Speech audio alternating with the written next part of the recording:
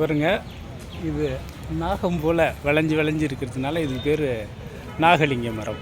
பாம்பு பயணிக்கும் போது பாம்பு வளைஞ்சு செல்லும் போது பாருங்கள், அது போல் இருக்கிறதுனால இது பாம்பு தொடர்பான மரம் அப்படின்ட்டுருக்காங்க.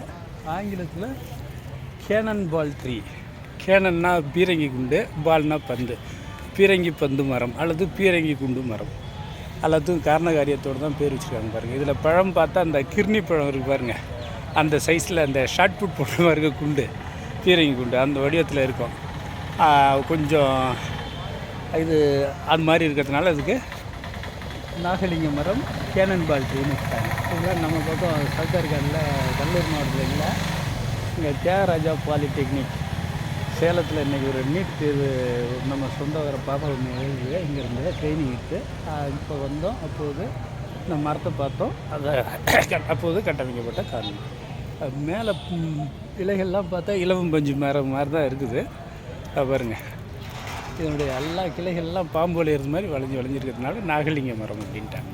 நாகலிங்க மரம், கேனன் பால் ட்ரீ, பீரங்கி குண்டு மரம்.